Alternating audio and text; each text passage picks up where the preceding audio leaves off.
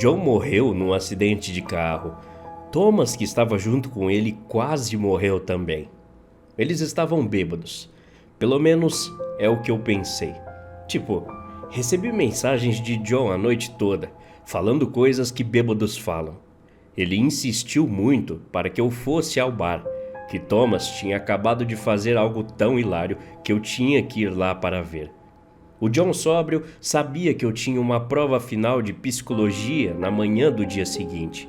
Já o John bêbado achava que estudar era inútil e que eu estaria mais preparado para a prova se tomasse apenas um pouquinho de álcool. Mas minha cabeça estava ferrada naquela noite. Como resultado, acabei não indo ao bar. E como consequência, não estava com eles naquele acidente que ceifou a vida de John. Eu tentei estar mais perto dele nesses últimos dias. Eu juro, ele era esse tipo de cara. Ele precisava de sempre alguém ali por perto, especialmente depois que sua namorada morreu. Ou melhor, noiva. Ele havia pedido ela em casamento há 2 noites antes dela acabar fatalmente morrendo de um infarto inesperado. Às vezes, depois disso, eu via John olhando anúncios de grandes salões disponíveis para aluguel ou ternos e smokings.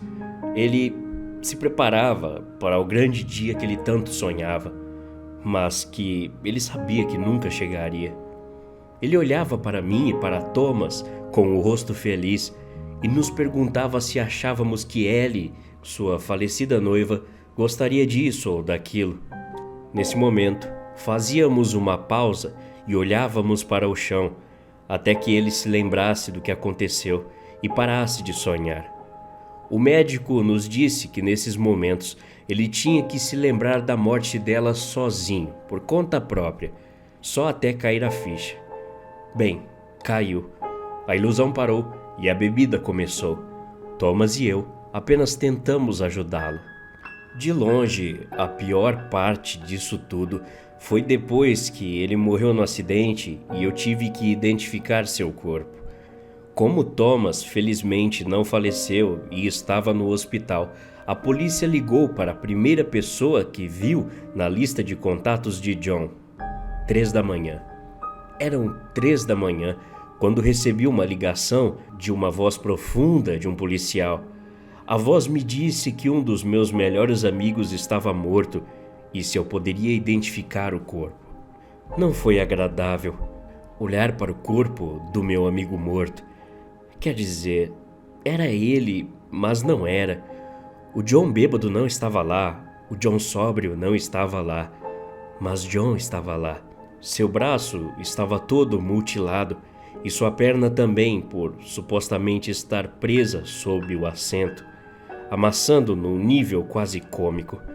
Sua camisa do Rolling Stones tinha um longo rasgo sobre o ombro. O cabelo loiro que ele havia usado todos os produtos para tentar tingir, finalmente estava tingido, de vermelho. Fui visitar Thomas no hospital no dia seguinte, depois de ficar 5 horas sentado, completamente pasmo no meio do meu quarto. Eu tinha chegado em casa depois de identificar o corpo e apenas sentei nos papéis e livros espalhados pelo meu chão. Livros de psicologia me encararam, junto com papéis amassados e inúmeras canecas de café. Olhei para tudo no meu quarto, exceto o meu celular. Tentei me distrair com tudo, menos com o meu celular. Não queria ver as mensagens que não tinha lido. Assim, não sendo um amigo ruim, mas depois de um tempo, na noite que John morreu, eu comecei a ignorar os alertas de texto ao meu lado e tentei focar meus olhos na escrita que eu deveria estar revisando. No espaço de tempo entre quando comecei a ignorá-lo e o momento em que ele entrou no carro, John me enviou 11 mensagens. Eu não queria ler ainda, não estava preparado. Quando cheguei ao lado do leito de Thomas no hospital, ele não parava de falar. Ele falou sobre a coisa que viu que bateu no carro antes de John perder o controle, a garota com quem ele se envolveu no bar, Deus, céu, inferno, morte. Eu o interrompi depois de processar o que ele havia dito alguns minutos antes. Eu perguntei o que ele quis dizer com aquilo. Ele não parecia incomodado em falar sobre o acidente. Foi muito prático sobre a coisa toda, muito detalhado. Muito detalhado para um homem bêbado. Aparentemente, depois que John ficou me importunando e eu continuei recusando ele no celular, ele teve a brilhante ideia de vir me buscar. Thomas concordou de todo o coração com esse plano genial e os dois foram para o carro de Thomas. Vivemos em um bairro tranquilo, caminhos rurais vazios e sombras escuras nas florestas à beira da estrada. Foi em uma dessas estradas rurais que Thomas disse: "John, você tá vendo aquela garota no meio da estrada chorando, de vermelho?"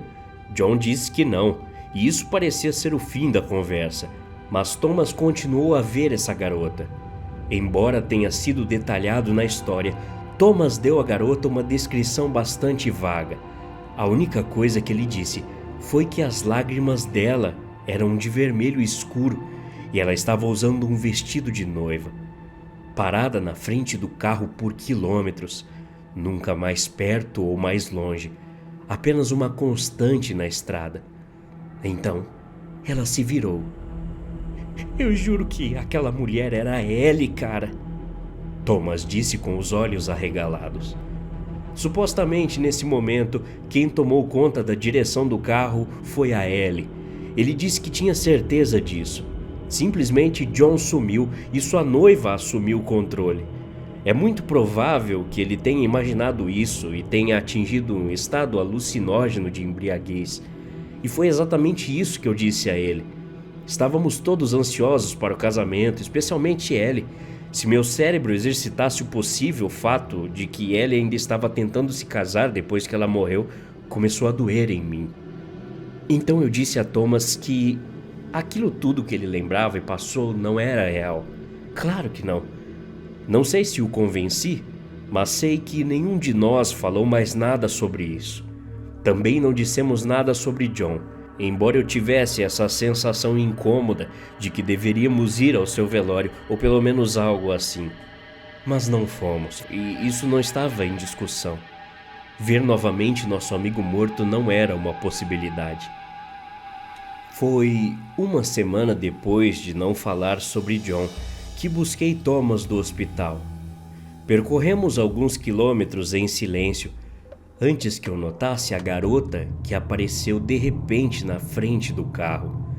Seu vestido de noiva estava rasgado e o tecido tinha se amontoado e caiu em lugares estranhos.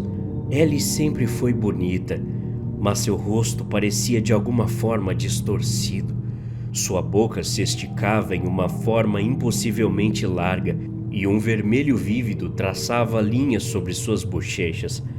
Seu cabelo era escuro e emaranhado, pontas duplas fazendo cócegas na base de seus pálidos ombros.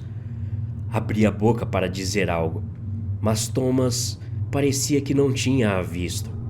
Fechei a boca, mas apertei o volante com força para não fazer nenhuma merda. Tudo estava em câmera lenta.